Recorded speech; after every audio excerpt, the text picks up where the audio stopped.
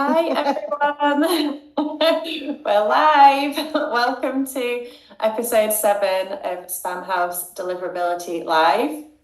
If you don't know me already, I'm Abby from Spamhaus, and I'd like to introduce you to our speakers, whichever direction they are in. Today I'm joined by Annalivia Ford, aka Angry Lady at Spamhaus, head of the removals team. And the lovely Alison Gootee, Compliance and Deliverability Enablement Principal at Braze. Mouthful. You can just call me an angry lady at Braze too. That's fine. Angry lady is so much easier. It's much more illustrative of the actual job. Some people call me Al, and Al can stand for angry lady. So I think I'm gonna steal that one. Perfect. I won't say what AF could stand for. Yeah, very excited to have you both here today, if not slightly worried about staying on topic, which is Spamhaus listing myths, fact or fiction. And we know there are a number of myths out there, so Liv and Al are going to set the facts straight. So get ready with your questions, and I will stop talking and hand over. Awesome. Thank you so much, Abby. Pleasure to be here. Thanks everyone for joining us today. After about a decade being in the deliverability space myself, I've certainly encountered a lot of myths about Spamhaus and worked hard to bust those with some of the customers that I work with. But I'm positive that Annalivia has much more information than I do, and I'd love to get her perspective on some of this stuff. So Annalivia, thanks for sharing with us what you are able to share. I understand there's a bit of secret sauce, so don't spill any beans that are unspillable, but really looking forward to hearing your perspective here. So one super persistent myth that I have heard before that I think has been around for quite a long time is that Spamhaus will charge for removals. So tell me, is it true that I have to pay you to be removed from this block list? No. We've never charged for removals, and we never will. And anybody that says that we do is lying.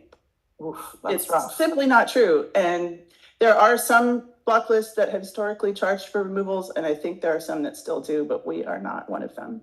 Well, that's a pleasure to hear. If that is true, though, what the heck are you doing this for? Why are you so mean? And is it true that you hate email and the people who send it? Yes. Okay, perfect. That one was a little off the cuff. So my next myth, and this is also quite persistent, I actually hear this probably every time that a customer is listed, which is, why is Spamhaus blocking my mail? So are you blocking people's mail, Annalivia? No. We have been collating and publishing lists of things that we have reason to believe or evidence to believe are bad, and we publish those lists, and ISPs and other entities do with them what they wish to do. And sometimes that is not in line with our supported use. And unfortunately, since we publish our data largely for free, we don't have any recourse when people use it the way we should think that they shouldn't, like against their outbound mail. You should not be using CSS and XBL, for example, against your outbound mail by Spamhaus policy, but there are ISPs who choose to do that because their outbound spam problem is sufficiently large that they're willing to take the fallout of using the data that way, but we can't stop them. Understandable. Now, here is a big one for me. I have fallen prey to this before. I have seen listings before where the sender was not even sending mail yet. They had just established an IP. So the myth that I have is that you have to hit a spam trap in order to be listed. Is that true? No. No, it certainly helps. If you have a spam trap problem, it's certainly going to count against you. But we look at lots and lots of different things. We are not misconfig house, for example, but if you happen to configure your system in such a way that matches the signature of known malware, you act like malware, be treated like malware. So please don't do that. And there are, so we don't just look for spam. We look for malware, we look for viruses, we look for proxies, we look for a lot of things that aren't necessarily strictly spam. And when it comes to spam itself, there are literally thousands of heuristics that we look at, and spam traps are only one of them. Domain age, IP, sending patterns, it's all part of the stew. And what about the there's word not any free? Does the word Huh? free, does the word free get me blacklisted? no. No, maybe by someone else, but not by us. We don't look at keywords like that. But it's really important to have your hello exist in DNS, for example, because if you if a well-known network, say I'm just pulling it out of the air, Barclays decides to renumber their network and is suddenly helloing with, I don't know, MailChimp, because they've changed ESPs and somebody's done something silly with their hellos, all of a sudden it looks like an infected machine is pretending to be Barclays, and that's bad. So basic technical checks are a good thing to do when you're renumbering a network before you put things back online. It seems really obvious, but it happens way more often than I like to consider. I think it does seem obvious to us because this is what we're looking at, but I feel like some of the people that I work with, they're email marketers, and so they're maybe not aware of the changes that are going on at the organization level. So they're not, they not know that Barclays has just done that. And so they're just like, oh, I'm just warming up my IP. What's going on? And they're confused by those changes. And so it is so interesting that, like, to us, something seems so obvious, or to you, it seems obvious. To me, I'm still learning sometimes. But to the customers, they're just so confused because an organization such as Barclays, who I do not work with, but they're so large that there's just so many people touching the email and they have no idea what's going on. So many people touching the infrastructure, they're not talking to each other, which sometimes I think a red flag like yours kind of helps them figure out, oh my gosh, we have to inform each other of these things before we make these changes. So it's a tough lesson to learn, but the really colossal DNS failures of this kind usually happen with really big organizations, and it's a left-hand, right-hand issue, just like you said, and it really sucks for everybody involved, because we're contrary to popular belief, we're not actually out to get anybody, and I know, we actually want to help. What's the point? What's the point?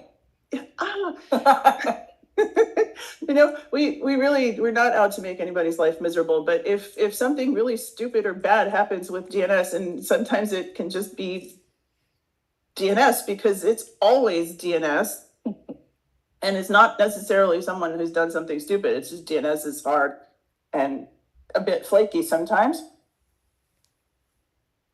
Anyway, there's a lot more to it than just spam traps, and you wouldn't believe the people who write in and they're getting listed because of spam traps, because that actually does happen, of course. And I try to tell them that their financial updates to their customers with all the PII and their account information, everything else is actually being sent to us instead of the customers that should be getting it. And they don't understand why that's bad. Yes. And it's incredibly frustrating to me that a financial institution or hospitals, companies that you would think would find guarding PII important, somehow when it comes to email, this goes straight over their heads, and they don't understand. Like, I've had to explain the concept of a spam trap to somebody who runs a really big mail system. I don't understand how you can be in email in 2024 and not know what a spam trap is. I almost think it's like the opposite. Email has been around so long now that people are like, what do you mean there's a thing about email I've never heard of? It's 2024. What's a spam trap? And, it's so funny because it's like everything old is new again. Every year we have this fear mongering about email is going to die. And I'm thinking, no, we've got new people joining up all the time who have no idea what to do. So I feel fairly secure in my job. I think it's interesting because, people are always saying, oh, AI is coming for our job. And I'm like, AI has my job. That's how I got a job. AI gave me my job. It's the spam filters. It's because of them that I get to talk to people about what the heck is going on behind the scenes. Cool. We've got about 5 minutes left, and we actually got a submission from Grant Walker. Hi, Grant. Nice to see you here. A myth that he has heard is that Spamhaus has the power to shut down entire ISPs. Is that fact or fiction, Annalivia? It's true. We could. I mean, it's not something that is done by accident or even on purpose without very careful consideration, but it is absolutely possible, yes. Whether it's done is another question. And I don't remember that happening in Years. well, Days. I don't remember that happening. No, not days. Come on now. No, if something goes horribly wrong at a technical level and things go, well, horribly wrong, it could happen, but escalating like that would be very dangerous. And yes, just because you can doesn't mean you should. And blocking an ISP falls into that category, I think. With great power comes great responsibility. So we appreciate that you use yours wisely. I was lucky enough to recently have a blog that you all helped me with and publish on your site, which is so kind of you. Thank you. I meant to talk about this a lot more, but I really wanted to hear you talking a lot. But I did want to talk a little bit about consent and just how that relates to things like a Spamhaus listing. To your point about like financial information or health information, I think senders like that find it just very hard to believe that they would potentially be sending to the wrong person. And I still think a lot of this just boils down to that true consent.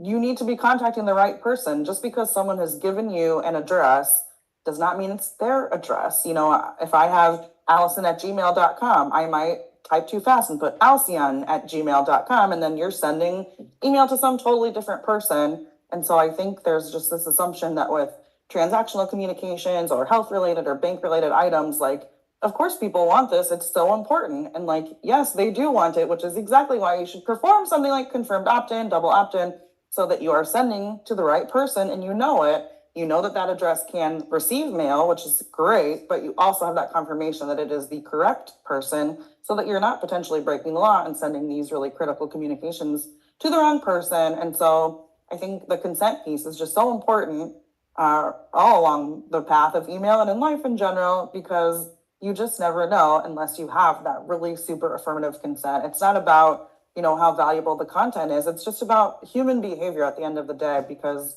that, people make mistakes. And, I think very highly of Spamhaus, as we all do, but is it a myth that Spamhaus never messes up? Is that true? Of course not. We're human beings. Everybody screws up. Unfortunately, we do too, but we try to keep it to a minimum. Same.